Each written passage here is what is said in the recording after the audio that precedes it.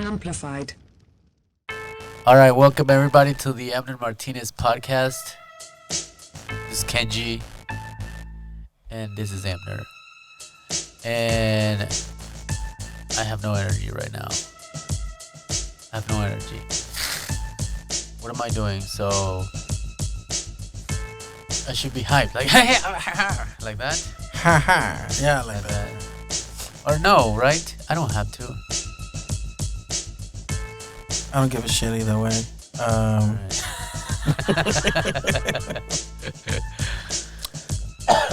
Yeah, I gotta be me. All right, here we go. Welcome everybody to the Amner Martinez podcast.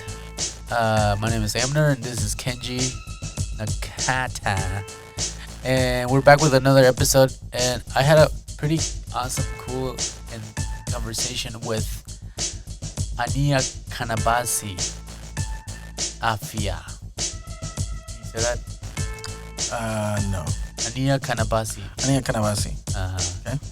So, but he goes by Basi Afia, and he's a graphic novelist. Okay. Yeah, graphic novels. Local, Des Moines, Iowa, born and raised here. And we went deep into like all his creative mind, I guess. Okay. But well, I don't know why I'm struggling with this. Well, you have a giant head. So it's the headphones that are struggling with your head. Imagine if you had to put them on your forehead. Break. It would just break. Have to get another pair. All right, but what with Basi, he spoke about a wide range of things. He sings, he writes, he creates worlds. He's a producer. I mean, he does it all. A lot of energy, and he has a bright future. But you know, we went deep into like religion because so he created a world in this graphic novel that he has. They're like print and online on his website, and so it's not just a story. So we talked about like the difference between creating a story and then creating a world. So in his world, there's a god and there's evil, there's religion, there's like a hero, there's captains. Like he can tell you anything about the world. Okay. Which is pretty interesting. So sort of like a Matrix type. Yeah, like Okay. Star Wars, Star Trek. Okay. Lord of the Rings. So a whole universe. Yes. And he said Nice. it took him 5 years to create this. Okay. So we talked about artificial intelligence, and you know what his thoughts are of like where's humanity headed. So we got pretty deep. So I'll ask you the same thing. What do you think? Where do you think we're headed? I think we're headed into like a modern day dark age. Okay, You know, like elaborate a little bit.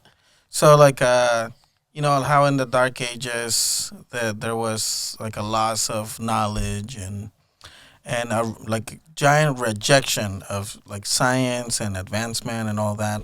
And there was like book burning and they did all kinds of I think that's where we're headed again.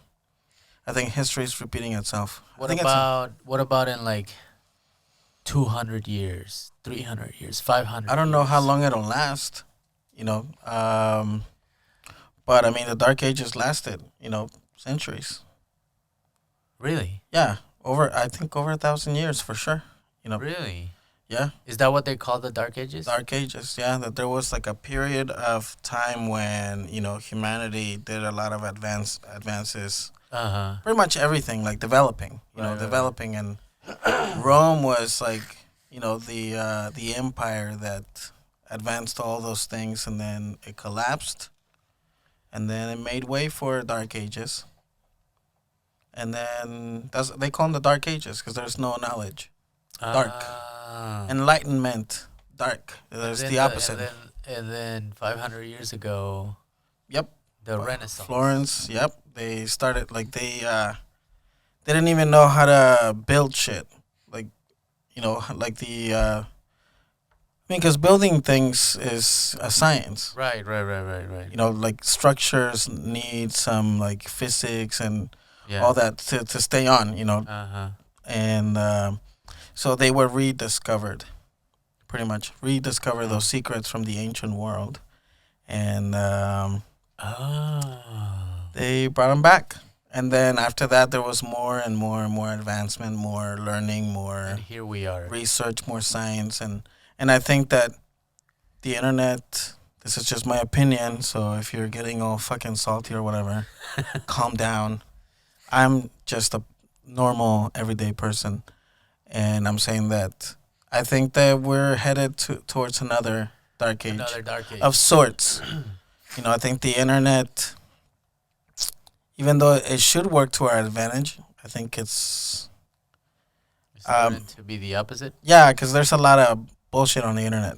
Yeah. There's a lot of false information on the internet. Yeah. And we talked about this with Basi. Like, some artificial intelligence is learning to like lie, for example.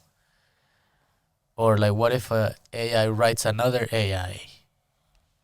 Right, What if right. it, like, It'd be like that movie Transcendence with Johnny Depp, okay. where like the whatever intelligent being taught itself to do other shit, so and then it was unstoppable. Uh huh.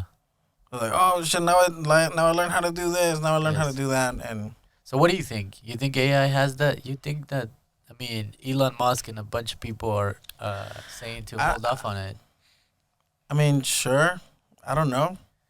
It doesn't like I haven't seen anything that resembles that. I haven't seen any intelligence. I don't think they should even call it that. Is it really intelligence? I think it's just like programmed to do some thinking. Well, no, I think it's I think it's becoming like that's the fear. It's like becoming conscious. Yeah. Conscious. Yeah, I think I think Google once has- it does, then we're fucked. Yeah. Well, Once it's like it is- real, like conscious. I think Right. it's like in the very early stages, so it could be dangerous. Yeah. Well, definitely gonna take out jobs. Yeah, for sure. Definitely. Academia right now is in big trouble because of ChatGPT, and like people can just tell it to write an essay and it'll probably write it. Well, that's good. I think that's good because writing essays are horseshit. Like you don't really learn anything from that. I mean, it gives you practice, sure, Yeah. but So it'll I mean, do really? away with Unless you jobs. went It'll to do sco- away with a lot of education, and then what if it starts to? I think obviously we're not there. We're not at Terminator level, but I think it could be like people are afraid that like we're headed towards I don't know, 500 years from now, maybe 1,000 years from now. well, I mean, think about it. Think about it this way: if AI is doing everything for us, what are we doing? Nothing. Nothing. So we're just being lazy, not thinking, probably getting sick easier because you don't use your brain, right? So I've seen it somewhere. I don't know where, but there's some correlation between your brain activity and your overall health. So like if you don't do a lot of thinking, Yeah. So I don't know. We won't see that, not in our lifetime, but I'm sure it's something. I don't know about that. I mean, it happens more and more that people are becoming lazier and lazier, and they have more tools. I thought, like when I was in middle school or whatever, I thought that, okay, everybody's now using calculators, right? Mm-hmm. Yeah. And when I was growing up, it was a big no-no. Right. That's cheating. That's like not doing the work, Yes. right? Yes. using a calculator. And now it's like beyond that. Like Yeah. you use more than a calculator. Yeah. When to- was the last time you like handwritten something? It's all. I want to say middle school. But no, I mean, you gotta still use your brain and still put your own thoughts into things. Well, to kind of circle back to Basi, I like saying his name, Aniekanabasi. Aniekanabasi. To circle back, like he's one of those people that are using his brain to full extent, and he's just creating left and right, doing a bunch of things. All right, at SENSIIL Studios. You can find him on everywhere: Facebook, Instagram, and then his website, sensiilstudios.com. And his website is SENSIILstudios.com. So there's okay. This is kind of cool. Maybe. Do you want to go to Des Moines Con? Did you know that they did that here? Mm-hmm. I didn't know that. Yep. You've invited me to do nerdy shit. Yeah. Where did you say you wanted to go to? I wanted to go to Star Trek. Star Trek convention. Star in Trek Las convention? Vegas. Yeah. We should go. I think we should go. Yeah. Yeah. We talked about that. Me and Basi, we talked about Star Trek and Star Wars. Okay. So, but Des Moines Con is happening here in Des Moines. We're not paid to advertise Des Moines Con, so I don't know the details, but June 3rd, I think it is. June 3rd and 4th. Okay. And it'll be here in Des Moines. Look it up. I'm sure if you Google it, it'll pop up, but Basi's going to be there. So, me and Luke are going to go. Nice. Luke is a huge graphic novel. I think there's a lot of kids nowadays are really getting into that. I don't know if it's anime graphic novels. My niece is like huge on anime. Yeah. It's pretty cool. It's a lot of storytelling. I used to be into it when I was little. Yeah, I never got into it. I just watched like the Thundercats and Transformers. I didn't do a lot of reading. They don't quite qualify. Yeah. Anyways, we get thanks to Aniekanabasi Afia. So his name actually Afia is his like artist name, but so his last name is White. He's half white. His last name is White, and Afia means white. Oh, okay. Yeah, so white. No, Basi is like his short for his first name. Oh, okay. And Afia means white. Oh, It's okay. his last name in English. Gotcha. Yeah. So, but he's a very interesting young man with a lot of energy and a lot of creativity, and he's just like doing things. So you might want to catch up with him at the Des Moines Con and buy his stuff and support him. So thank you to Basi for coming in, and this is our conversation. Okay, why do you think that is? That's a good question. Why do you think that people or entrepreneurs or creative people can't just do one thing? That's a good question. I mean, I don't know. For me, like I'm a very multifaceted person. Like I just had a lot of interests all the time. I've learned that that's probably a side effect of ADHD. Okay. But yeah, no, I've always liked making music. I've always liked acting. I've always liked writing and being a nerd. And so those are all the things that I do. Yeah. What are you doing right now? So you sing, graphic novel? Yeah. Yep. List? Yep. All that. And then I am currently I'm an actor as well, so I'm currently in a production with Pyramid Theater Group. Really? Okay. Yeah, so I just saw their last play. play. Yeah, Piano Lesson? Yes. Yeah, I was supposed to be in that. My friend Duran was in it. He's in the one that I'm in now. Is he? You know Okay, Duran? okay. That's yeah, crazy. He's my homie. He's one of our podcasters. He started with us. He was telling me something about his podcast. Yeah. Okay. So I've been trying to get him back into like, come on, man, because you know he's got a good flow in his voice, and he's got a perfect voice for this. So that's crazy you say that, because I have this project that I have coming up, and I need a voice actor for it. And I was like, Ron, you might be perfect actually, bro. And he's like, let me know, dog. Like, you know, you know how he is with his beard all out here. Yeah. Hey, just let me know. Yeah. Yes. And he's actually pretty good on that piano lesson. for being the first time, I was like, whoa. Not that I had low expectations, but, when you're first timer of doing something. Wow, Duran is actually good. Yeah. You were actually good, Duran. Yeah. I wonder what a surprise. What a surprise. I had so low expectations of it. So acting, everybody wants to be an actor. Yeah, nobody want to put the work in. You're doing it, yeah. How many, plays? So I started off pretty young. I was probably like 9, just small commercials and stuff, like internet ads. And I was in like a Hy-Vee commercial at some point, somewhere along the way. I was in a lot of stuff, some magazines, whatever. And then high school, I was in Arsenic and Old Lace for my high school production. What? Arsenic and Old Lace. What is that? It's a play. Okay. Arsenic and Old Lace? Arsenic, like the poison. Arsenic. Okay. And Old Lace. I don't understand the title. Oh, it sounds like a different language. It was written in the 40s, so like I don't even. Okay. But I guess the title kind of makes sense, like because it was about these old ladies that were killers. And there was like this body in their house, and I played the main character. Okay. Who was trying to like not let them get in trouble for it. Yeah. And my brother was crazy. Anyway, it was. So wild, you're like anything creative. Somehow I hear myself like really muffled, man. I don't know why, but is it just me? My microphone's weird. It's like. Is it? Yeah. Is it like when you get far away? No, maybe it's just me. It might be. You need to pop your ears. Maybe. Yeah. It sounds like weirdly muffled, but whatever.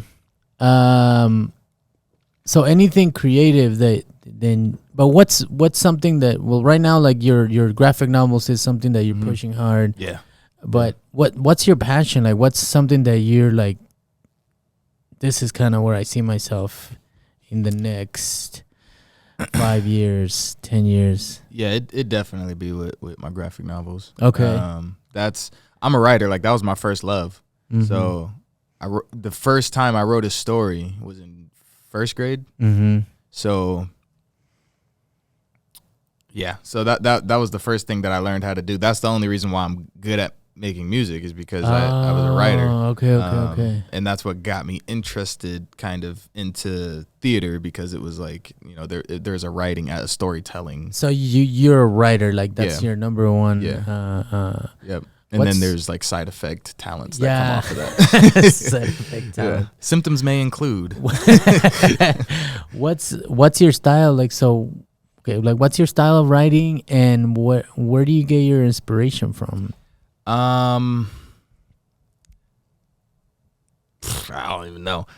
So like my inspiration just from anything, literally. Like I'll come up with stuff and I'll say, okay, how can I use this to tell a message about something? And then I'll start pulling inspirations when I'm like designing a character or trying to think of a storyline or something. Because you do the graphic stuff too, like you. I hire artists to. Okay. Yeah, if I could wear all of the hats, I would. Yeah, but that's one that I just passed it to somebody. So do you come up with the character first, or the and then you kind of give it the story, or the story, and then you kind of fit in the characters in it?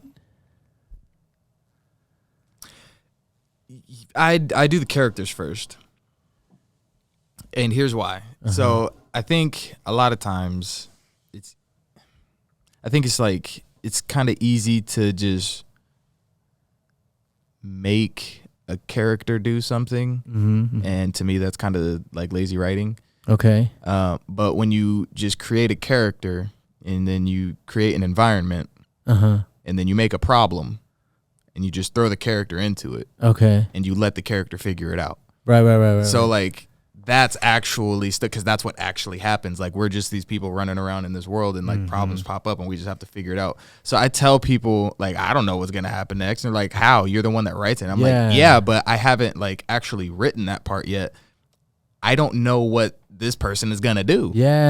Until I sit down and I'm like, okay, based on their personality and how I made them, how would they respond to this? Instead of saying, okay, I need them to respond this way, so that's what they're gonna say. You know what I'm saying? So like, someone told me, the writer is not on the driver's seat. The writer's on the passenger seat. just kind of following the character and see what they do and what would they do.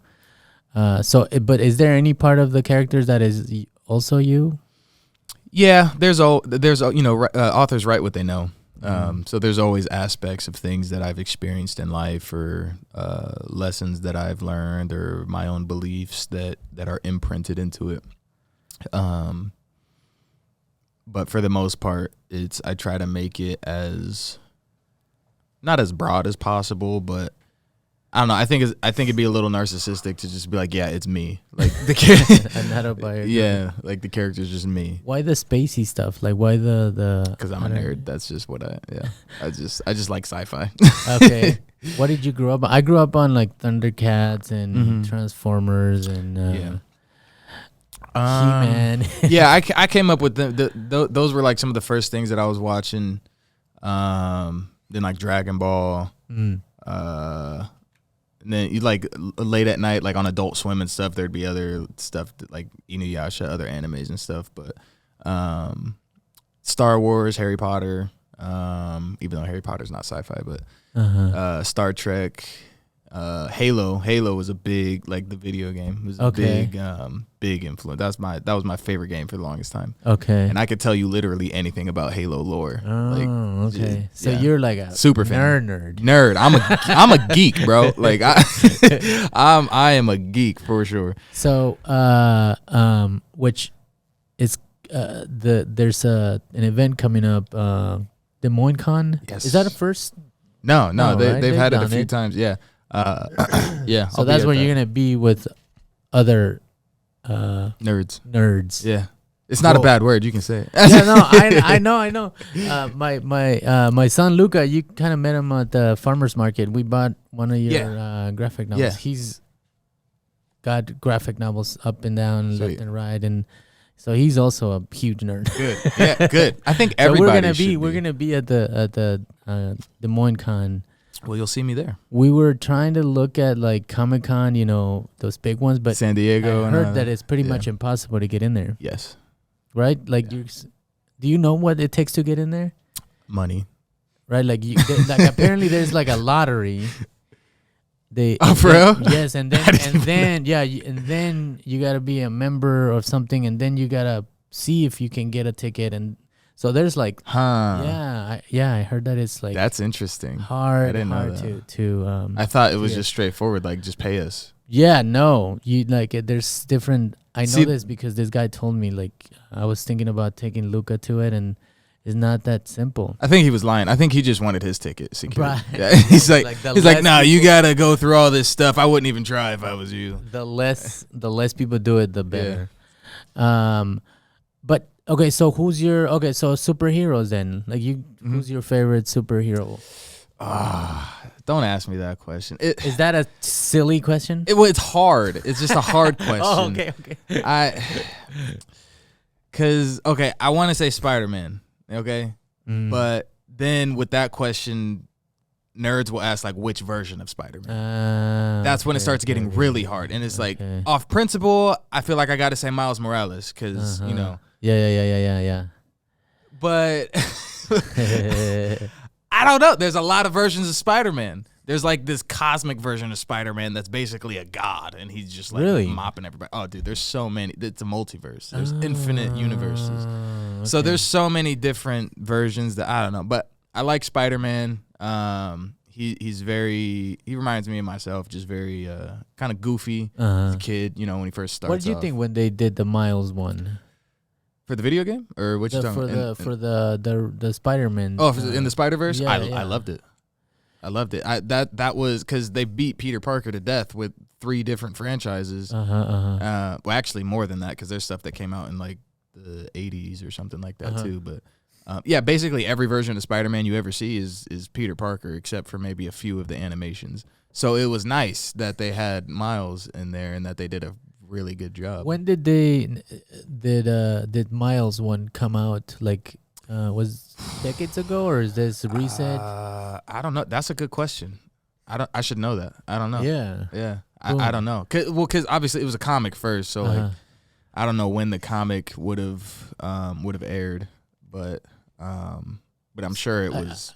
And the reason why I'm asking, like, Captain America is also gonna what's his name? I don't know. His Sam name, Wilson. But yes. Or Anthony Mackie is the actor. Right. Yeah. So that all that is like comic accurate. Like all that happens. It's not just pandering for in the movies. Yeah, it actually so in the comics, Captain America actually dies. Like he gets shot in the head. Oh, and then, shit. So then Falcon takes the shield and he becomes Captain America. Okay. So like all of that is like comic accurate and there's actually Captain America that's black. But then even before like Steve Rogers, there was a black Captain America, and they talked about this in the Falcon and Winter Soldier show. Okay. I haven't seen that one, but Luca tells me. Yeah, they talk about it, but they basically show like the super soldier serum that Captain America has was made from these experiments that were done on black soldiers. And so there was a black Captain America basically before Steve Rogers. Oh, interesting. And he was like in the Vietnam or something. I don't remember. Sure. I remember, but yeah. What about Black Panther?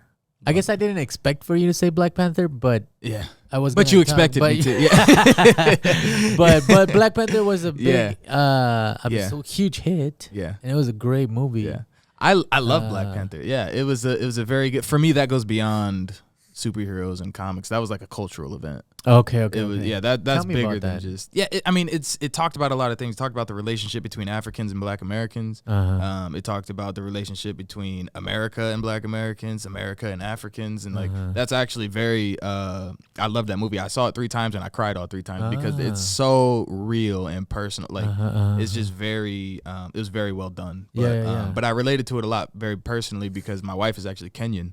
And so I dealt with a lot of the stuff that was like in there where like you kind of get looked at as like tribeless, but until they get to know you, like once they get to know you, you're cool. Yeah. But when they first are encountering you and like they're like, oh, you're dating my daughter, like type of thing. You know what I'm saying? So there was a lot of stuff that was in that, and it was just they don't understand a lot about Black Americans. Black Americans, by and large, don't understand a lot about them. And so that movie talked about a lot of that, but then also, even though there is that misunderstanding, we do have a lot of commonalities, and we are family, and that's basically what the first Black Panther was saying was like, hey, these are still our people. And so, I mean, even since that, like, I believe it's Ghana, they opened up a thing where Black Americans can get their citizenship there. Oh, and really? Yeah, so that's after Black Panther. It might have been before that, but I mean, it's just that movement is what's like. Is what's where were you on your graphic novel journey when Black Panther came out?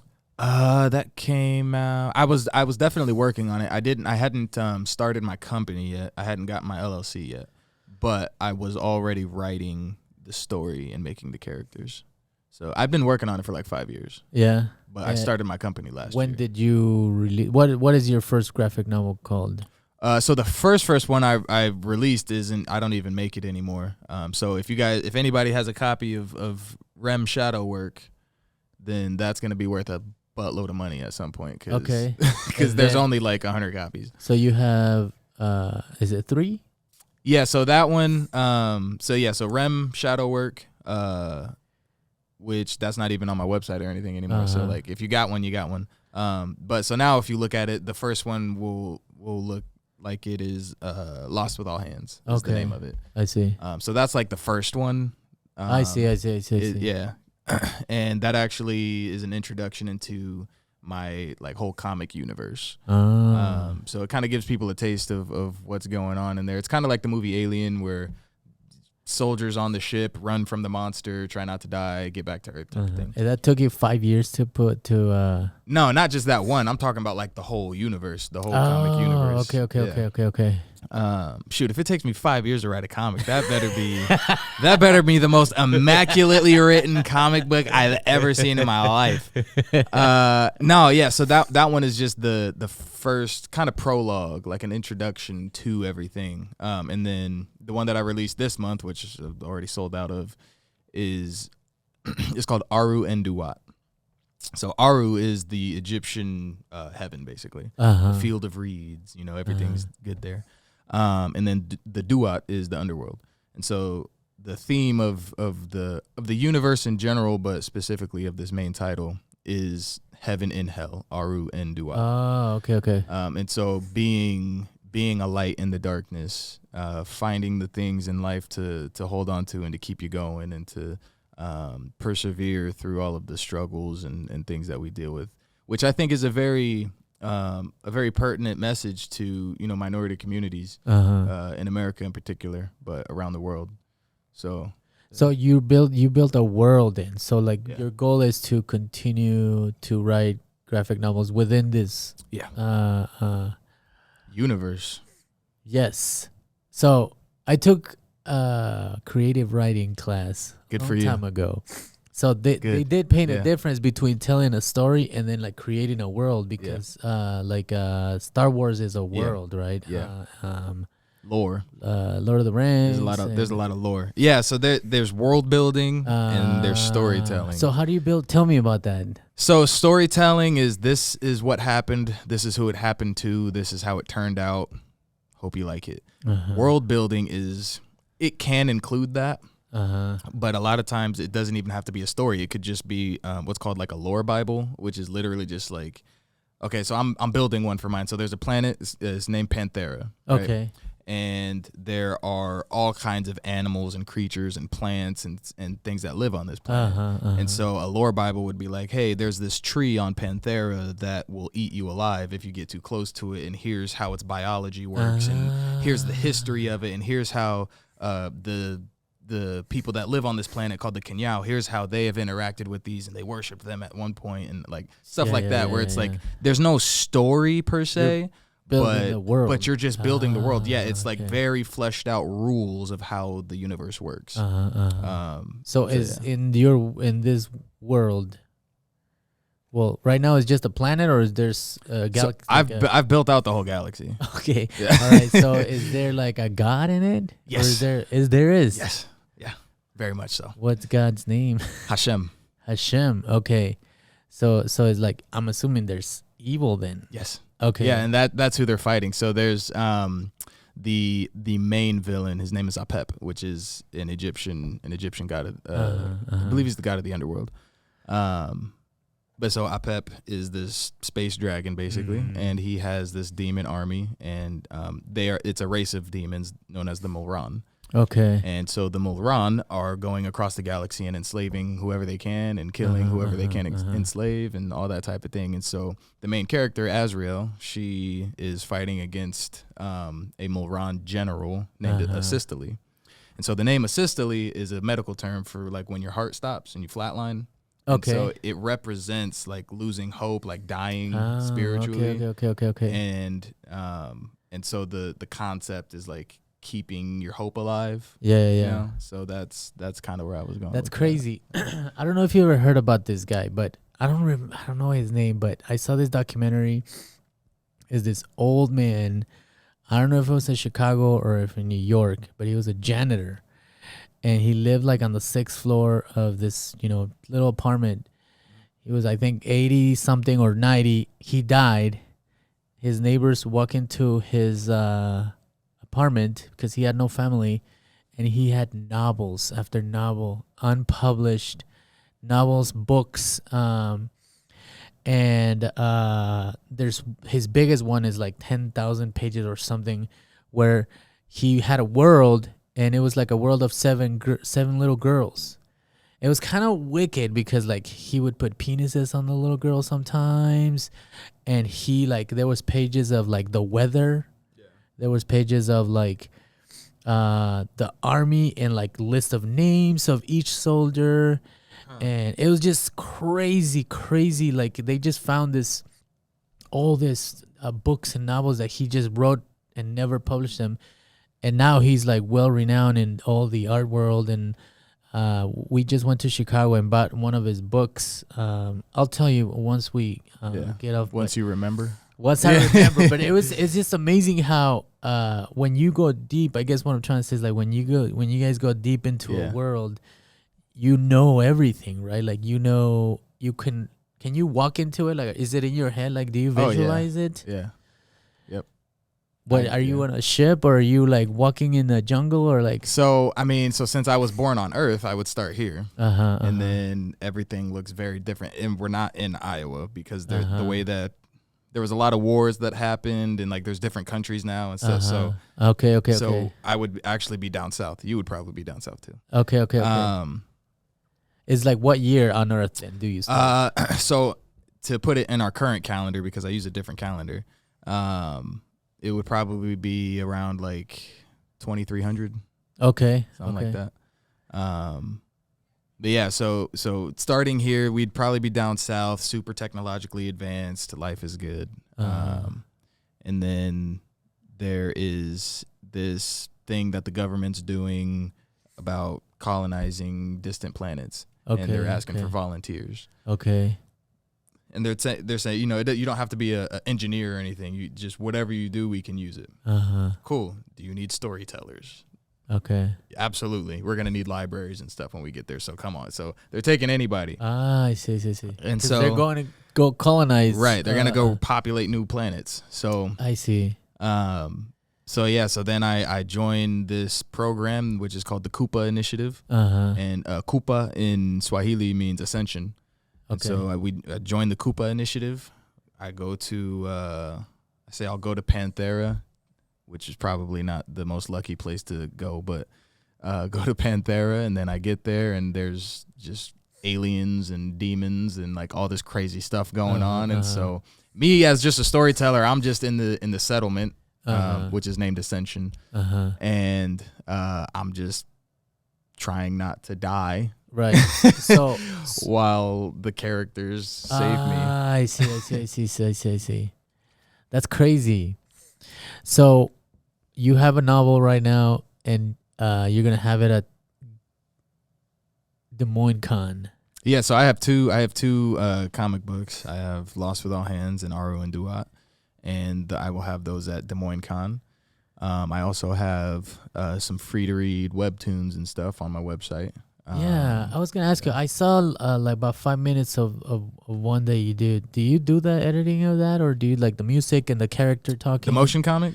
Yeah. So I did everything. That was all me. No, it was I had some actor friends who came and they voice acted. They did their thing and they crushed it. Yeah, it's very cool. Yeah, they did really good. Shout out to Kiera and Matthew and everybody. You all know who was in it if you're watching it. I'm not gonna sit here and go down the list, but so I had a bunch of friends that helped me with it. My homeboy Genie over at Genie Mixed It, he did the audio stuff, and then I got a lot of the sound effects and stuff from this website that has like royalty free sound effects and music and stuff. So yeah, just pooling all of my resources. To kind of do that. And I'm gonna make another one next year, and I'm actually gonna be trying to get like original music composed for it. Nice. I found this pianist on Instagram. Nice. She's really good. She's like going just wow. Like, yeah. So how do you keep it balanced? So it's print, video, social media. Where's do you get pulled away from certain things that you like? What are you most passionate about? Or are you passionate about everything, or is it just everything all at the same time? Definitely more passionate about the writing, but I was gonna say it's bold of you to assume that it's balanced at all. The passion is really in the writing, and it gets reinvigorated every time I get artwork back from my artists, because then I get to see. Oh yeah, like, yes. This is my character. This is wild. Dope. Like or this is trash. Redo it. I see. But no, it's always good to see, even if it's not what I had in mind. It's still nice to see and be like, okay, this is cool. Not what I had in mind. Let's just tweak these things, and then when I get it back, it's like, this is perfect. Yeah, I love this. Don't ever touch this again, because this is exactly what I want. Right. But with like the social media stuff and like all the other aspects of business, I'm not passionate about it, but I am passionate about my product. Yes. And so it makes it's not a chore. It's not a task. Yeah. Like scheduling meetings and shooting out emails and like all that stuff. Like I'm eager to do it because I'm like, I'm gonna be able to show people my stuff. So and not only that, but so I was just on a Zoom call today with a cosplayer on Instagram. She has like over 100,000 followers and stuff. Like pretty well established cosplayer and cosplayer. Cosplay. So like when you dress up as the characters and stuff, cosplay. Is that short for costume play? I think I think so. I've only known it as cosplay, but I assume it's short for costume. All right, so tell me more about that. I'm interested about that. Literally, so when you go to Comic-Con, you'll see. Like when you go to Des Moines Con, people dress up. Yes, and that's a cosplayer. They dress up as the characters. Did she interview you as the cosplayer? As the player? No, as the so person? I was talking to her about cosplaying one of my characters for some stuff that I can't really talk about right now because I'm talking to a company about some stuff. Okay. And so I'm getting together a list of people who are interested in being attached to the project. Oh, wow. And so I reached out to a couple of cosplayers, a couple of musicians and composers and stuff, and voice actors, stuff like that. And so she was one of them. And so I'm just sitting there and I'm like, so like, what would you want from us on our side? And this is what we want from you. And I'm like, this is not the type of thing that I'm passionate about, but I was very passionate about it because I'm like, first of all, I'm going to get to see somebody cosplay as my character. Yeah. Second, she's going to be telling other people about my stories and all. So I definitely, the passion is in the writing, but it stems off to all of the other aspects. So. Like the process, right? I know it's tacky, but there is an addiction to like seeing something that goes from your mind. Yeah. And then into fruition. Absolutely. Like literally it's dangerous because I sometimes just want to spend all my money on getting artwork from my, like just character sketches from my artists. Because I have a ton of characters. Like I have over 30 years worth of content planned out. Oh. I have these characters already like written down. Like I know who they are, what their favorite food is, who their mom is, like where they were born. So I'm so tempted a lot of times just to send it all to my artist and be like, draw this. Just line them up and draw them. You just need more outlets to like puke them out. Yeah. And like yeah. That's crazy. So who keeps you grounded then? Because I mean, that's the thing is like, I have a good circle of people that I say something crazy and they're like, wait. No, like yes, but no, So who keeps you as far as kind of focus and on projects, because we could get derailed, right? Like you said, like just draw everything and line them up, But that's not I would just say God does, because there's it's as far as the creative part goes and like deciding what I'm gonna be releasing and all that stuff. It's just me. So like I work with a lot of people and they play their role. And they do a lot of things, but when it comes to like the stories and releasing them and all that, that's all me. So I just got to say God gives me the wisdom to know what to do. When to like, when to release something, when to get characters sketched, like all that. Yeah. So you are you going 100 miles an hour all the time? Is there a point where that's not where that's just ADHD. That's just ADHD. Okay, I'm always going 100 miles an hour. But you this is your normal. It's normal. It's nice to have it be productive though, because before this it was just 100 miles an hour for no reason. No, there's nothing. Nothing coming out of it. Now you're seeing some projects being to completion. Because people will say like you do all this by yourself. I'm like, well, I mean, people help with stuff like, with the sound and all that. But honestly, that was just one project. Everything else, I kind of did it myself. But even then, people help out. But when I look at what they're saying, like I designed my website and did all that by myself. I wrote the stories, found the artists, signed off on like, yes, this is the final product. Let's keep going. I'm making the business decisions and like, these are the events that I'm going to go to. This right. And so, it is a lot. But it's, since I'm passionate about it, like I said, it doesn't feel like a chore. It doesn't feel like work. Yeah, exactly. It's exactly. You're just living. Yep. Living the dream. Yep. And you're about to be a dad too. Again, I have a daughter. Oh, you have a daughter. Okay. How old is your daughter? 3.5. 3.5. And then I'm having a son. A son. Having a boy. What's the do you have a name or anything? Yeah, so I'm very extra. So you saw my first name. Yeah. So I'm always very extra when it comes to names. Aniekanabasi. Aniekanabasi. Afia. So my last name is White. Legally, it's White. Okay. It's literally white. Oh. Yeah. Yeah, I'm not saying it's a white name, like it's WHITE. Oh, okay. But so Afia, it means white in the same language that my first name is from. So for my author name, I chose Basi Afia. One, because it sounds really cool, but two, because it's still my name. It's just in the Nigerian. Right. Aniekanabasi White. Yep, I know. Your mom is white. Yeah, yep. It's an abrupt halt. Like the first name is so flowy, Aniekanabasi White, and then it just white. Yeah. So are you from Des Moines? Are you a Des Moines native? Born and raised. Yeah. Okay. So what's your kid's name gonna be? If we can. Yeah. So I'm always extra with my name. My daughter's name is Azriel, which is also the name of my main character. Yeah. Okay. And I didn't name either one after the other. I liked the name, and so I named my daughter that, and then I named my main character that. Okay. So Azriel, and then my son will be Eliyahu, which Eliyahu is the Hebrew of Elijah. Oh, okay. Eliyahu. White? Yeah. White. Are you gonna change it legally or not? I mean, it's there. Your parent, your dad, is that your dad's? It's my dad's last name. Yeah. So I talked to him about it because I was gonna change my last name. So I'll kill you. He didn't say that, but I mean, it was just there's history in the name. Like that's our family name. People know us. Like we have a reputation. Like all this stuff. Like if you don't want to lose that. Yeah. And that's a good point. So, so I just kept it. But when I got married, when I was born, my name was Aniekan. Okay. And then when I got married, I had found the full version of the name, and I changed it to Aniekanabasi. Oh, okay. So in doing that, I was also going to change my last name. And so, but then I was. You're like, no. Yeah, it was just.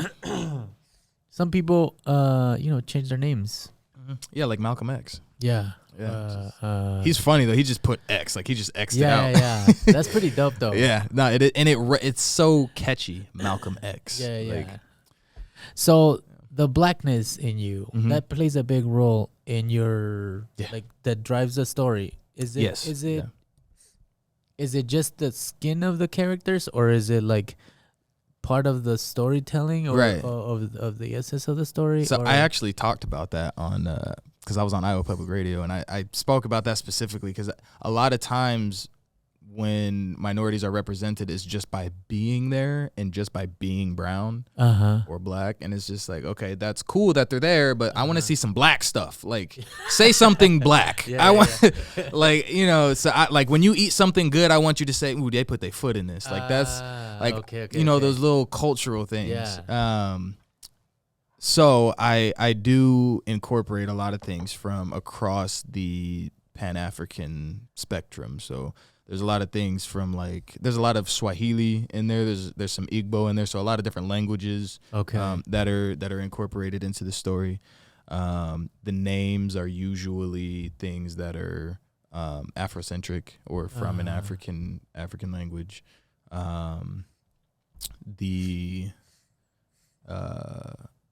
Just the overall attitude of some of the characters as well is just like, okay, it makes it so that like it can only be done by these characters. Like you couldn't just swap this character out with a white character if you wanted to, because it would completely change the story. Right. So it plays a big role in the story, and there's a canonical reason why there's no white people in my comics too. Okay. Which first of all, I don't know what canonical means. Then I was gonna ask you something else. Yeah. But so canon. So if something is canonical, it means it's canon, and if something is canon, it is part of the storyline officially. So like Star Wars has things that is officially part of the storyline, but they have a ton of books and comics and stuff that are not part of the storyline. Okay. But they're still here, so it's basically fan fiction. Like it didn't actually happen. I see. It's just like, oh, this would be cool. Like, so canonical means it's actually in the part of story. the timeline. Okay. Yeah, part of the story. Yeah. So, but where were you? Keep going because now I'm lost. Yeah, no. So canonically, what was I saying? I don't know, man. I forgot. You threw me up with the canonical. Canonical. Oh, there's a canon reason, a canonical reason white people, why white people are not in the comic. And I said it out loud for the first time when I was I'm in the guard. I'm in the army. So I was at drill and I was talking to one of my friends, just telling them about it. And I said it out loud for the first time and I was like, I might want to like touch that up a little bit because that sounds kind of yeah. But basically, due to the lack of melanin in their skin, they were not, over all of history, white people were not absorbing this thing that's in sunlight. They perished? No, they didn't die, but they became ill. And so so now they're basically all like getting treatment. So that's really all it is. But like I had written a story that was kind of the origins of this whole comic universe, and it was basically a race war. And it was because the white people were getting sick. And so like when I said that out loud though, I was like, that's a little close to the edge. But at the same time, it's very symbolic of like how history actually is, because I view racism as like a mental illness. Like if you're really that small-minded, then something's wrong with you. Yeah. Like mentally, something's wrong with you.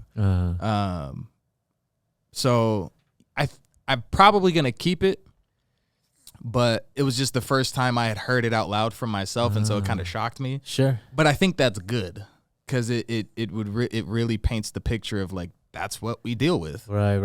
It's just these people, they seem crazy sometimes. Like you're following me around Target for what? That's something a crazy person does. Yeah. You know what I'm saying? Like, so I think I'm going to keep it because it accurately portrays the minority experience in America by and large. Right. So you're flipping it a little bit. You're flipping the... Yeah, and there's all, like if they can just make every black dude some gangster in movies or a slave, all right, then you're gonna be racist. That's that's how I'm doing it. In my world, you are a sick. You're sick. You're sick. You're ill. Yeah. Shit, man. Well, except for my mom. What did your mom read? What did she say about your? Yeah, no, we have a lot of good conversations about this. What is her take? It's very interesting. So we had a breakthrough recently. Okay. She's very, so first of all, let me say she's not like way over here. You know what I'm saying? It's just she doesn't live as a minority, so there's certain things that like kind of escape her. Right. But but she knows that too, though. So she does her best to be understanding, to be an ally, to know all those things, and so. We have those conversations, and they're difficult sometimes. They're very closely tied to like our personal history because my dad's black, my mom's white. They got divorced and yada yada. So like there was a lot of things that were around race that played into that, and so it does get like very personal for her. I don't really care because I deal with it every day, but it just we have those conversations. They're difficult, but then there's always something good that comes out of it. So I love having them because I get to learn about my mom because you don't know things about your parents from before you were born, so it's like learning stuff about my mom, and then she gets to learn about me and my experience. Is there something in your characters that is her or your dad? Is there some characters that are so? Yes, I would say that I got a lot of my discipline and headstrongness and hard-headedness from my dad. He's very driven. He's very, so is my mom, but like these are the respective characteristics that have manifested in me and where I got it from. So like that's what I got from my dad, and his just his faith is just like, I don't know how I'm going to do this, God, but I'm going to do it. And if this is what's supposed to happen, I'm going to need you to do something. So like, just like kind of that type of thing. And then from my mom, also faith. But then, I guess also discipline too. It just is, it's in different ways. I guess, but do they manifest in like some characters, or are they, or just in general in the, so I was saying all that because those aspects, those things come into play in the stories in like, so there's a religion in the comics. Oh, okay. And it's kind of like Jedis in Star Wars. There are these cosmic warriors that have these powers, and they have a code that they live by, and they worship Hashem, which we were talking about earlier. But so they worship him, but there's a whole code that's basically based on tuning their bodies to the frequency of creation, or not to the frequency of creation, to the creation frequency, which God vibrates at, basically. And so you're trying to like line yourself up with the original vibration of humans so that you can be enlightened and like all that type of thing. That's basically what their religion is. And so you have to live a certain type of way to do that in order to discipline your body into vibrating at that frequency. And so that's, I mean, I take a lot of the stuff that they believe from a lot of different faith backgrounds, but mostly from my own. I'm very, like, I'm Christian, but I'm not like European Christian. I'm very Eastern, very traditional in a lot of my, in a lot of the expressions of my faith. I see. So, but then in a lot of ways, I'm also like pretty modern. So it throws people off because I'll say something super traditional, and then like right after it, I'll be like, well, you know, sometimes we got to chill out on that. And they're like, huh? But yeah, so stuff like that always, it like I said, authors write what they know. Would you be, are you of the belief of like either you're a Star Wars fan or a Star Trek fan? Can you be both, or is it like, where are you? You can be both. You're gonna be more one than the other because they are actually very different. Right. What about you? Who are you? I would have to say Star Wars, but that was before Disney completely massacred Star Wars. Okay.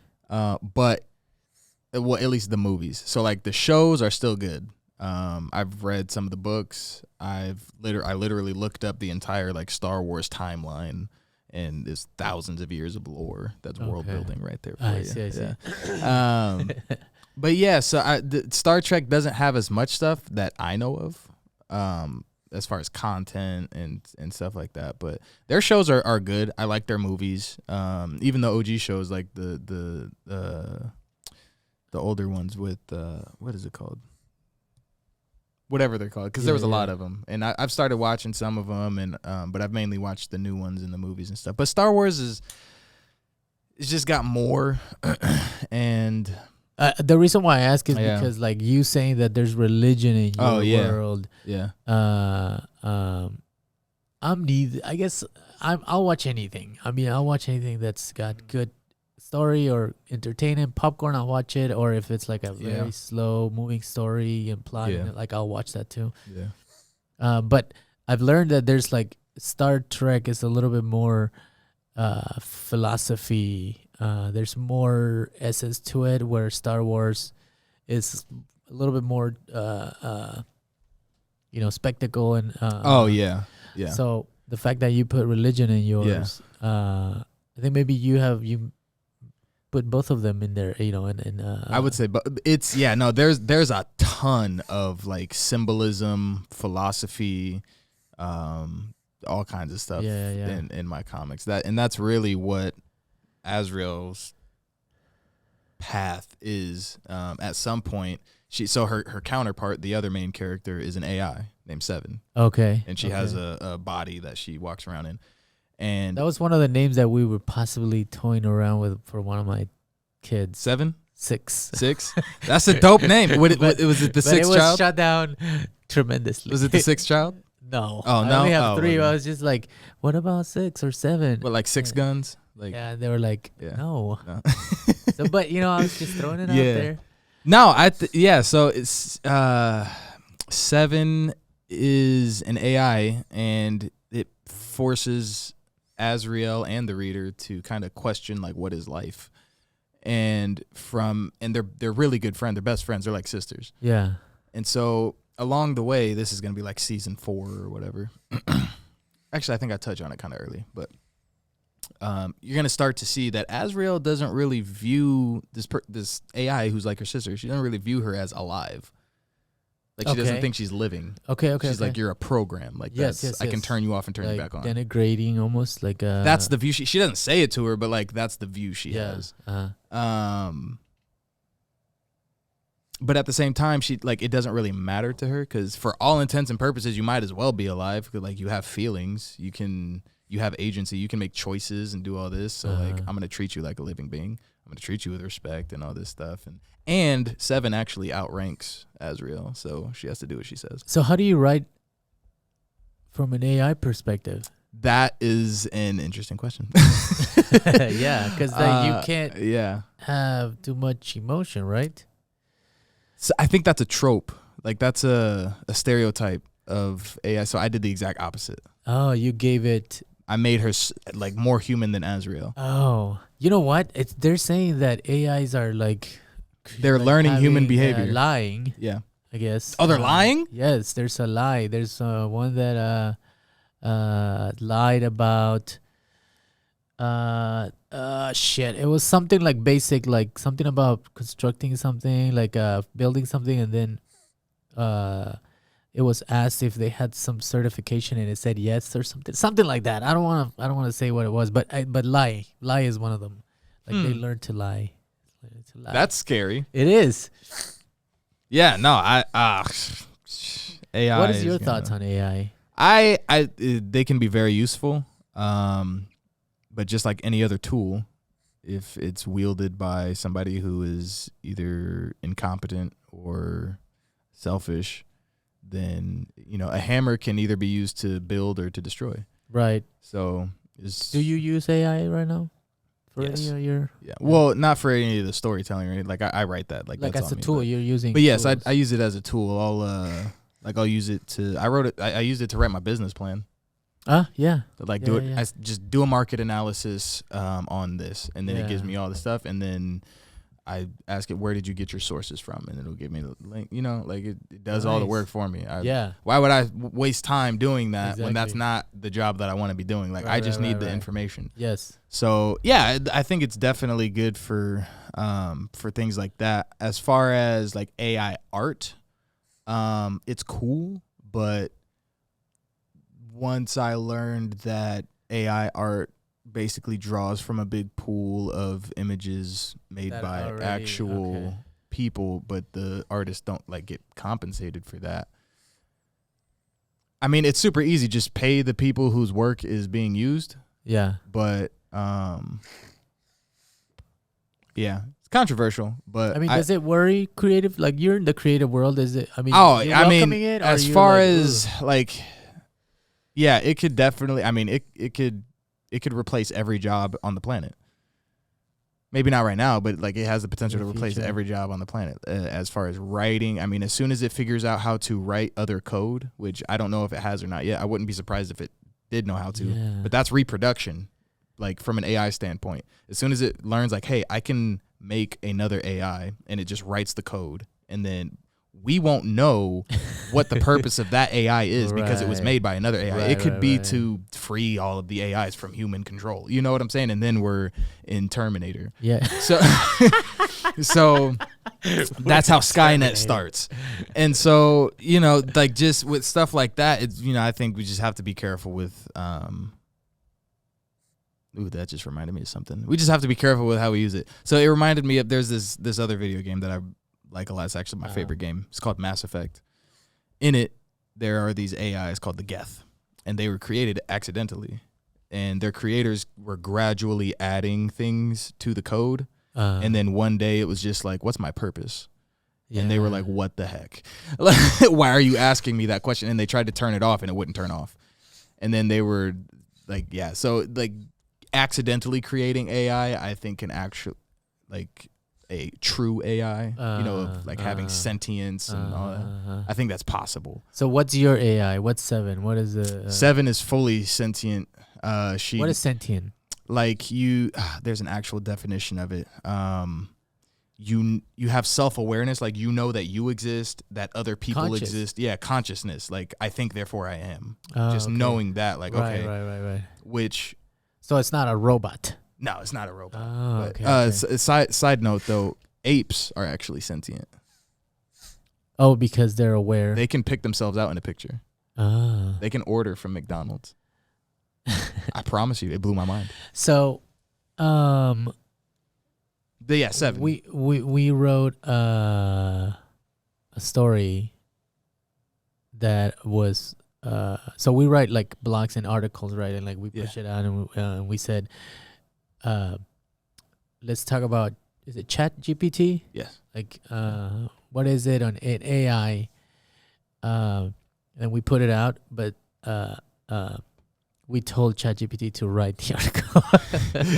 And then like some of it was, edited and stuff, but it's just it's mind blowing how. The thing about it though is that it pulls from other stuff online. So like there's a lot of that's the issue with it. It's a lot of plagiarism. That's the crazy part. Yep. To me, I know that that's what it's doing. Well, there's other AI though that will rewrite it. Like it'll write the same thing, it will just reword it. So you can have ChatGPT write something out knowing that it's probably like directly plagiarizing something else, and then you can put it into another AI that rewrites it in a different way. It's not plagiarizing. And then it's no longer plagiarized. Oh, whoa. Yeah. Have you tried telling ChatGPT to write a novel? No. I'm not gonna play myself. I'm not gonna write myself out of a job. I'm not gonna do that. But I think just to see how it feels, just to see what it is. Like, aren't you curious?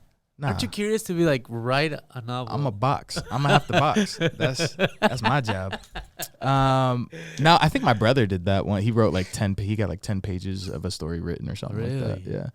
And we're living in the future. Mm-hmm. We're already there. So 7 though is before I forget again. Yeah. 7 is sentient. She's for all intents and purposes a human who was just artificially created. That's the vibe that she gives off. She's more personable and friendly than Azrael is. She but underneath she has a lot of like insecurities, I guess, because she's an AI. And out of all the AIs that do exist in my comics, she's the only one that has a body. And so she was like a special project So she's in a very unique place with her identity. And she feels a bit isolated because organics don't know what she goes through, and she can process all of these things like in a second that would take us like hours or days to do. And was she ever compromised? In what way? Like in, making decisions that are more beneficial to 7 and not the other? I can't say too much. You have to read the novel. Yes. Yes. So just based on her being the only one of her kind, that is just truly free and unshackled, there may be a desire to have a community. And so that's kind of what I was thinking about when I said, well, if ChatGPT could figure out how to write a code to make another AI, so that's kind of what 7 might be thinking about doing. So let me ask you something more. Like, what's your thoughts on this? Like, so you're a visionary. Like, you have vision to create a world. Where do you think humanity is headed?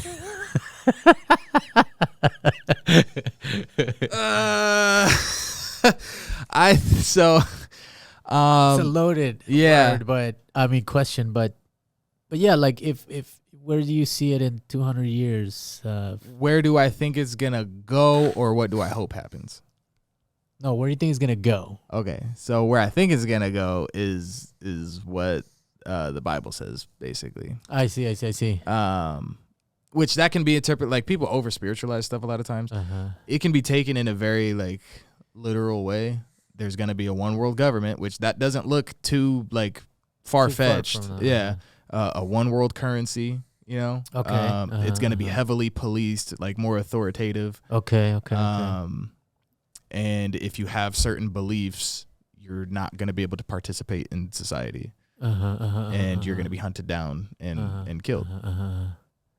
that is already happening around the world. Like, just so compartmentalize on each country for now. Yeah. So so it'll just be globally, and there will be peace for a little bit of time because the world is united, world peace, and then it's just not gonna work. Yeah. So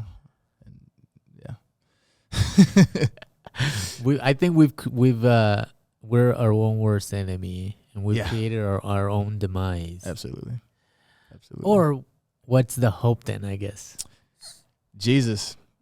That's the hope for me. I mean, there has to be a moment of reckoning at some point. Yeah. Maybe it might be too late though. Nah, I mean, Scripture talks about Judgment Day. Like, that's the day of reckoning. Like, you're judged based on what you've done, according to your deeds. Yeah. And this is where a lot of, like, European Christianity kind of takes it left because, like, oh, well, God judges your heart and he knows what. That's literally not what the Bible says. It says he judges you according to your works. So based on what you do, like, he's going to use that and be like, okay, you did this. But there's a lot of psychology in the Bible, too, which is why I love it. But basically, it's not actually judging what you did. It's why you did it as well. So, like, if I killed Hitler, that's a good kill. Yeah, that's a good kill. That's a good one. Yeah. But if I killed, like, Nelson Mandela, that's that's a different thing. So, like, why? Okay, actually, I'll even make it. So if I killed Hitler and it was just for my own glory, it's like, because I'm better than Hitler is. I'm no better than he was because I have the same views of, like, no, I'm the alpha race or whatever. But if I kill Hitler to save people, then that's the difference. So, like, we're judged based on our actions on Judgment Day, but it's why we did those things and where our beliefs were at and what we were believing. I grew up like Catholic for the first 5 years of my life, and then Jehovah's Witness. Really? Yeah. That's yes, as in, like, yes. But I want to get to, like, there's this story in the Bible. I mean, there's like the ones that everybody knows, Jonah's, when he goes and gets swallowed by the whale. Yeah. All the ones, the Noah's Ark, blah, blah, blah. But there's one that that sticks to me, and it's kind of like very I might tie it up into this graphic novel thing. Maybe you know it. Tell me if you do know it better. Tell it. But God sends somebody, I don't know the name, on a mission. And this person is walking. And then an angel comes down and apparently gives him, I guess, a different set of orders or something different, right? Like, so I don't know the details. That's happened a few times in the Bible. So okay, I don't know which one. Here comes. So then it, like, the angel's kind of giving him some kind of orders, or it's different kind of, and then the guy's like, tell me who you are, tell me who sent you. And the angel won't tell him. So then the guy grabs the angel, and they, like, in the Bible, basically it describes this fight for hours and hours and hours and hours. That's Jacob. That's Israel. That's Israel. Do you know that story? So Israel was in a cave. I think it was Bethel.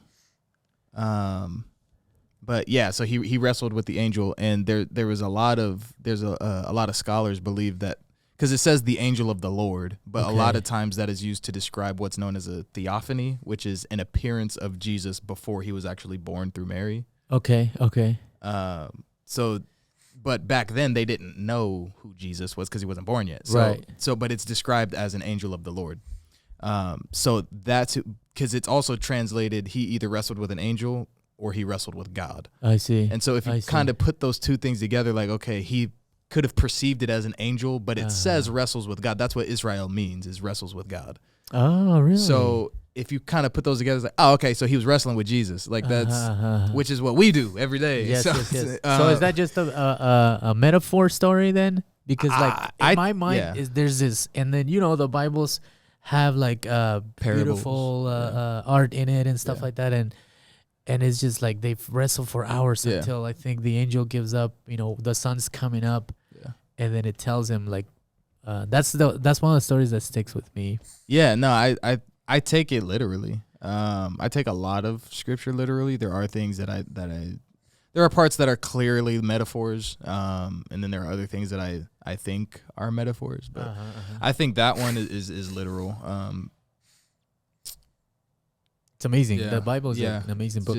Well, here's the thing. It's very, like, regardless of what you believe, it is a historically validated document. It's one of the most reliable historical documents that humans have.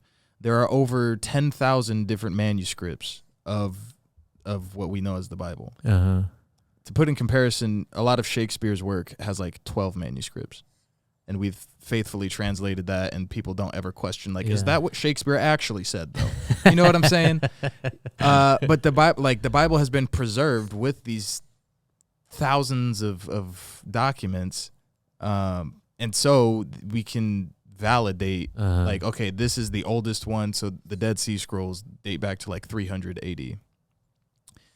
We can validate those, like, okay, this is what these say, and this is what all the rest of these thousands of things say. And so if they find one thing that's off in like one of the documents, it's like, okay, that's probably not originally there. But so it's a validated document. There are things that have happened historically that are recorded in the Bible. There are things that were recorded in the Bible, like prophecies that ended up happening, and we've historically verified that. Okay. There is science in the Bible that is thousands of years ahead of what anybody could have possibly known back then, like germs and washing your hands and stuff like that. Like so the Hebrews had ceremonial hand washing. So like after you touch a dead body, you have to make a certain type of ceremonial water with like ash from a certain type of plant and like all this stuff. And modern science can look at that and say, oh, they were making antibacterial soap. I see. They had no idea what bacteria was, bro. They did not know to make antibacterial soap. You know what I'm saying? So like there's just things like that where it's like, okay, regardless of what you believe, there's something going on here. That's, and not even just about the Bible. I think there's a lot of things, like even in the Quran, like I think there are truths in there. Like I think because people back then were observing these things, they knew these things, they had insight onto like spirituality, and they didn't have technology and all this stuff to distract them, so they were deep in thought and they had all of these profound things. And so I think there's benefits to reading different things. So would your world, it had to have religion? Yes. Because that's just what makes sense. If you look at the universe, we look at the universe now from Earth, and a lot of people are convinced that there is a creator. Imagine going out into the universe and seeing all of the different stuff that there is. And then still being like, nah, it was an accident. For me, that's just not realistic. I go based on like what's most realistic, because it's just a story at the end of the day. I'm not trying to convert anybody to Christianity. So, but it just wouldn't make sense if there wasn't at least one group that was like, see, God. Like, you know what I'm saying? So, So, what do you make of like our existence? Like, as far as, well, we all look for purpose, right? We all are like searching for happiness. What do you make of it? I mean, is there, because, you go to sleep, wake up, do whatever it is that makes you happy or whatever you think that we're passionate about. And then, we kind of go to sleep and we do it again. And then there's this like cycle that kind of can get a little bit like, you're dying to live and living to die. Right. Yeah. I think that very question is one of the reasons why it's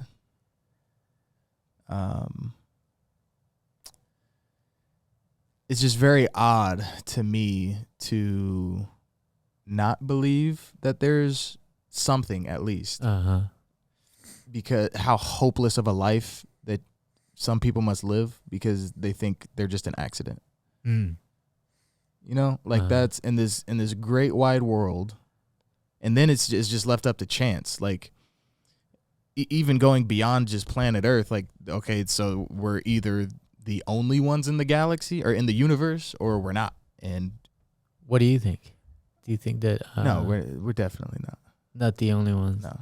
Now, the aliens may not be these little green men that live on another planet. Like, obviously, I'm a man of faith, so like angels and spirits and all these things, those are alien. There's nothing that says, because the word alien just means not from here. So like, right. There's nothing saying that the aliens have to be from another planet. They could be from another dimension. So you know what I'm saying? So far beyond what we, and there's actually a scale of like civilization types. So like a type 2 civilization is, I think they can harness the power of an entire solar system or something like that. Yeah. Or a galaxy or something like that. So like eventually you get up to this point where you surpass this plane of existence, and it's just like type 12 or something like that. I don't know. But I think what's happening is that we don't have the capacity to like think outside of like us. Yeah. So then we think, that this is it, but like there has to be something out there. Absolutely. There's absolutely no way that there isn't. So yeah, and it's proven, by the way. Like I mean, the government right now is kind of coming clean with like a lot of. There's been stuff things that is like, oh yeah, they do, and then slowly. Some people are saying that they just kind of want to kind of give the information little by little, so then we don't freak out. Yeah, I was gonna say that would completely rock society. Like, like, hey, by the way, for the past 50 years, we've been in contact with the Klingons, and we have good relations so far, and that's actually how we designed smartphones. So you can thank the Klingons for that. Like, it's just like, oh, okay, So, but it would be chaos. I would freak out. One thing that I think might happen is that whenever they do reveal that, or whenever extraterrestrials of some sort come, that they'll try to claim like, oh, we made you actually. So like there is no God. Like we've proven that already in our society. We actually planted you here, and we wanted to see what would happen if we created another civilization. So you should really be worshiping us instead of you see what I'm saying? Yeah. Like people will fall for that. It's wild. Because if you don't stand for something, you'll fall for anything. So like people who are in that nihilistic, like there's no point to life and we're just accident. It's like, oh, okay, well these guys made me, so they clearly had a purpose for me. So that's the natural instinct, because we all want purpose. We all crave that. Yeah. We want to believe in something. Right. Crazy. Yeah. Man, you have this was far more. This was actually good. Yeah, this was actually a good conversation. I am surprised. You looked real dumb when I met you, so I didn't think you'd be able to hold a convo. Oh shit! You know what? I didn't tell Deron that, by the way. I was like, "Yo, great job, bro." Now he's gonna hear it.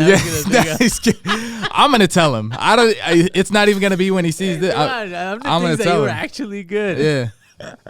That's funny. Oh shit, man! So the MoyCon is June 3rd and 4th. 3rd? Yeah, June 3rd and 4th at the Iowa Event Center. Hy-Vee Hall. Hy-Vee Hall. Okay. Yep. Is that a Saturday and Sunday? Yeah. Saturday and Sunday. Yep. June 3rd and 4th. You're gonna be there both days. Yep. And you're gonna be selling your comic books. Novel? Yeah, I got. So I'll have 2 comic books. I'll have my my iPad and stuff there too, because I have merch, so like people can order shirts and stuff like that, and if they want to get some pictures or something. So they'll order and then they get delivered. Yeah, it'll get shipped out. Okay. Yeah. Cool, man. Well, you're all over the place. I'm glad that you made time. Thank you. It's Friday, so hopefully you don't waste too much of your day. But no, you're good. I'm not even. This is. I told you I like to talk. So I got to tell you the story about how I met Antonio. Yeah. Tell me. So Antonio, this boxer that's coming out of Des Moines. He's a heavyweight. He's like 6 feet.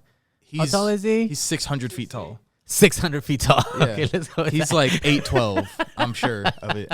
So I'm this like 4'11" tall. Was I in 9th grade? Might have been 10th grade. So I was probably like 5'1", actually. And I walk into, it might have been some kind of English class or something, I don't know. But I walk in there, sit down, and I look to my right, and then I look up. And he's just sitting there, and I'm like, I need to be friends with him. He's like, hi. Yeah. Well, he didn't say anything. Yeah. But I just looking, I was like, I need to be friends with him.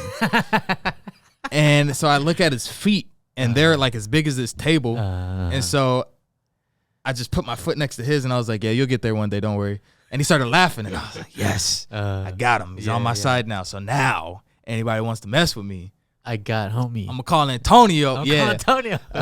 So yeah, no, we're pretty good friends. That's how I met him. We knew each other through high school. And I wanted to, before he, or when he announced that he was gonna be on have his national fight. I wanted to write a comic about his journey. So Antonio, when you see this, if you see this, what camera I'm at? This one. Right there. If you see this, holla hit me back. Yeah, holla at your boy. Because it'll be a dope comic from high school, your training. It'll be a nice little montage, like Rocky Balboa style, Creed style montage.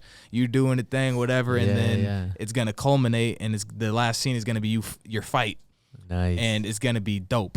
And I want to create it, and I want you guys to be able to use that as like merchandise and sell it and give it to whoever you wanted to, just to show a lot. Because I'm very much a person that believes in like standing and working in solidarity with other minority groups. A lot, a lot of times, a great idea. A lot of times at protests for like civil rights stuff, there was our partners from the Latino community that are there with us, and then vice versa. Yeah. And so I saw that, and I was like, dude, this would be dope if we made a comic, because then there'd be so many Latino kids that can see like, bruh, this freaking is he Mexican? I think he's Mexican. Okay, yeah, they'd be like, bro, this freaking Mexican boxer. Yeah. And I can do that. Like, let me, and then they put the gloves on. It's unusual because he's so big, like Mexicans, Latin Americans, we're usually a little on the shorter side. Yeah. So him being, that big, it's the size of it's the size of the fight in the dog. Yeah, but he's got. But both. He is huge. Yeah, he's got both. He's got both. He has so much fight in him that his body had to grow to fit it all. Yeah. He's I think he has a bright future. Oh, absolutely. Just as much as you do. I can't wait to see where all this goes, man. We're gonna be there at the. Stay tuned, and get some more graphic novels, and we'll put all your links. Is it at what? At SENSIIL Studios. So SENSIIL Studios. SENSIIL Studios. Or go to sensiilstudios.com, my website. And they can find the merch, the videos, the graphic novels. Yeah, the graphic novels. I have a motion comic, which is free to watch. I have webtoons, which are free to read. I have some short stories, which are free to read.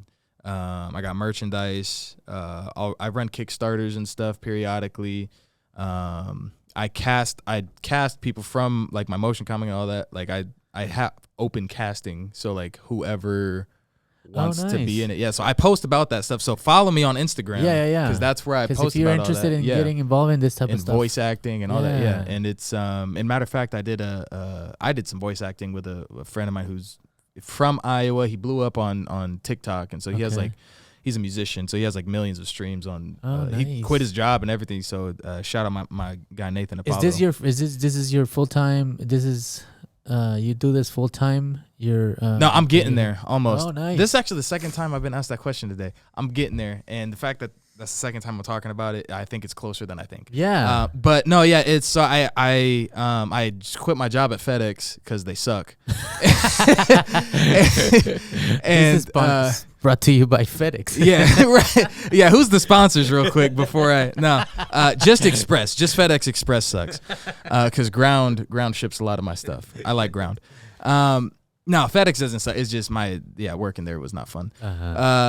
But so I quit my job there, and then I have a job. Is just I haven't like turned in. I need to get like a voided check so that they can set up my direct deposit. That's literally the only thing. And I keep forgetting to get the check. So it's been like a week or two, so I'm just kind of like in between right now. But it worked out because I've had a butt ton of events that I've been going to. And literally at the farmer's market, I made like $1,000 that day. Nice. So then I have another event tomorrow. I had one on Wednesday. I have another one tomorrow. I have probably another one next Wednesday and Saturday as well. Comic-Con. And then the same weekend of Comic-Con, there's this event downtown called First Friday. People come out. Yeah, at Mainframe. Yeah. Well, it's not only at Mainframe though. It's like around. It's all over downtown. So like, I'll be over in East Village at Story House Book Pub. Shout out Abby. Okay. and I'll be over there because they actually bought some of my comics. So I'll be over there and talking about comic books and stuff like that, and nerdy stuff. Yeah, nerdy stuff. Yeah, so yeah. I'll be doing that Friday, and then Saturday, Sundays is Comic-Con, and then the Saturday after that, I think I'm back at the farmers market, and then like. So there's like, yeah. So people will be able to find you. You're gonna be around. You've been doing the rounds on social media. You've been interviewed a bunch of times at the Des Moines Register. Yep. You said Iowa Public Radio. Yep, Iowa Public Radio, Des Moines Register, Channel 5. Channel 5. I'm trying to get on Channel 13 You're and KCCI. doing what it takes, man. You're putting the work, and it sounds like you're passionate and confident, and like so you know that once you have that, it's just inevitable for you to reach all your goals. So I'm excited for you. I'm really happy that we ran into each other. Yeah, I've been meaning to reach out, so I'm glad that it happened, and we'll do it again sometime soon. Absolutely, yeah, no, definitely. I'll let you know because it's always best when like there's an event coming up. You know? Yeah. So yeah, come see me at Des Moines Con. It's gonna be a good time. Yeah. Actually, there's a pretty famous voice actress who I just connected with her on Instagram today. And I was like, hey, because she's going to be at Des Moines Con. I was like, hey, you should come over to my table and say hi to Iowa's first black comic company. She was like, I would love to. Like, sweet. So that's going to be cool. Nice. Yeah, so she did the voice of Luffy in One Piece. I don't know if you know One Piece, but it's a huge anime. Like, okay. Anime is huge. Yeah. So anime is huge now, and even within anime, One Piece is huge. Like, it's one of the most known ones other than, like, Dragon Ball. Well, we're going to have to do another one whenever you have your, like, either the one with Antonio. Yes. Or bring him in with me. Yeah. Bring him in with me. Yeah, definitely. Please do. Yeah. We're going to have to connect you with him somehow. Yeah. So, it's funny because I have him on, like, Facebook and stuff, but he doesn't, like, respond because he's doing great things. Yeah. And so, but we also have a mutual friend, Mackie. Who they are really, really good friends. And so he had dinner with him and stuff, and I was like, hey, tell him I want to tell him that I got something to. You know what I like about what you're doing is that you're persistent. Yeah. And that's what it takes. It's consistency and persistent, and after that it's just a matter of time. So true. I'll hit up Junior to tell him that I know somebody that was Yep. So how he knows you, Basi or shoot, I don't know what he would know me because I had a nickname in high school. It's like my childhood name type of thing. You know, we're not gonna bring it up on air. We're not gonna bring it up on air, but he would probably know me as that. But just I'll tell you when we get off. All right. What to tell all right, him. man. Yep. Well, thank you for doing this. I appreciate it. Me. Good luck with everything, and Appreciate we'll be in touch. Yeah, absolutely. All right, man. Thank you. So we went. Is there a story in the Bible that you would be like, this would be a great, not graphic novel or a great film or a great movie? Without like the basic ones like Noah's Ark and, you know. The Ozark? Isn't it? Noah's Ark. Whoa. That's says Mamon. I thought you said Ozark. Did it sound like Ozark? With a Noah's Ark. Oh, I don't know. It sounded like Ozark. My bad. No, I nothing comes to mind about stories from the Bible that you would think that would be. I mean, I'm sure all of them would make a good movie, right? They would have to. Like, there's one. Well, we didn't talk about this, but we were talking about a specific one. Mm-hmm. There's one that in the Bible that there's a. Maybe you know this, Abraham. That. This guy was so pure that, a carriage of horses came and picked him up and took him. So he didn't die. He went to heaven. He went. And that was the end of the story? That's one of the stories. Okay. It's a very short story. Right. But there's so much in it that you could write a graphic novel like with that.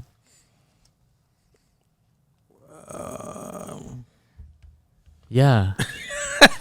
Think about it. Where's your imagination? Okay. So he was so good, pure. So like then you can tell how he good sounds he was. very boring, bro. He sounds like a very boring guy. That then imagine Like, imagine the graphic novels of like horses running down from the heavens towards Earth. So came down and grabbed the most boring guy. Yeah, you're boring everybody to death. We're just gonna do everybody a solid and pick you up, man. We'll scoop you up tomorrow at 10 in the morning. Yeah. That's one of the stories. You know what I'm talking about, Abraham? Yeah. I don't know that story, man, but it sounds... it's in there. Okay. Well, the one that me and Basi talked about is about this somebody that is on a mission, and then an angel comes down and tells him something like a different type of orders, like, no, don't do this, do something else, you know. And then the guy's like, no, I was given orders by, you know, I don't know the everything in it, but so they start negotiating. Right. And then he's like, well, tell me who sent you. And then the angel doesn't want to tell him. So then the guy grabs him and starts to fight him and wrestle him. And they wrestle for hours and hours and hours and hours. And the sun's coming out and they're both getting really tired. And finally the angel tells him who he is. And he's telling that he's sent by. After wrestling all those hours. Yeah, they're fighting. He couldn't squeeze it in whilst wrestling. Squeeze what in? You know, just his identity. He couldn't say, hey, this is he who I am. wouldn't give up. Yeah, somehow he didn't want to tell his identity. And I remember opening the Bible and you could see this, like, you know, Greek and kind of, you know, figures, and like it was very visible, like this angel fighting this human and stuff like that. Okay, well, I mean, I don't mean to be that. Huh? Is it Jacob? That would be another great, like, you know, graphic novel. If it is like the way you told it, there's a lot of holes in it. Okay, of course. I don't know the full thing. Dude, I'm a fucking angel, man. Stop wrestling me. I'm sure of it. I'm sure there's more to it, but that's the bones of it. All right.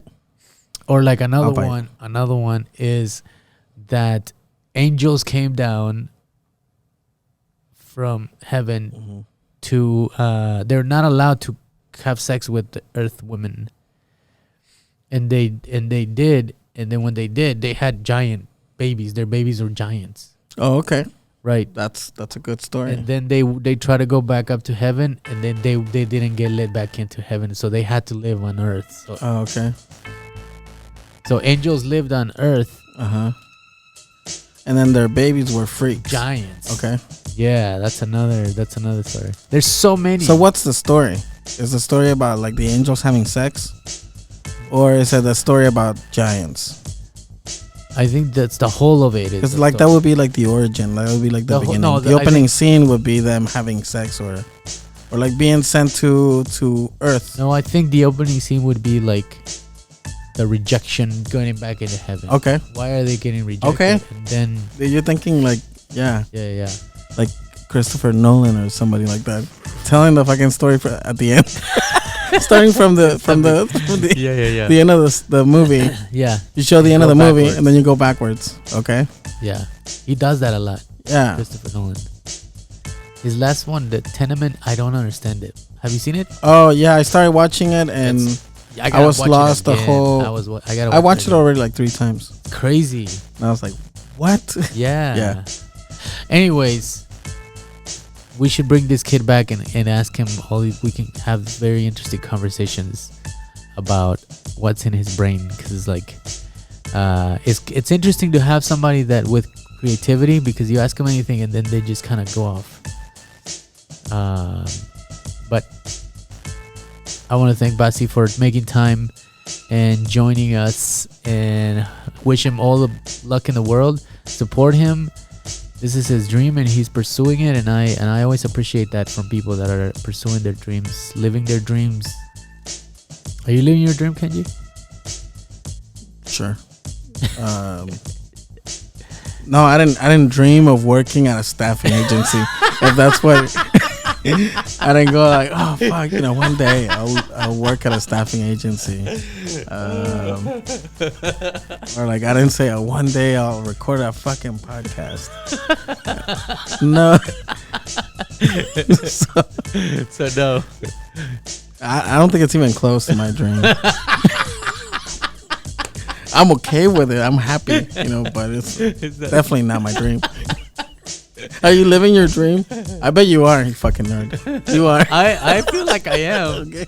Well, good for you, man. Good for you. I wake up and I just I'm happy that I can support you in living your dream. And with that, we'll leave it at that then. Okay. Thank you, everybody. And we'll see you next time. Share, comment.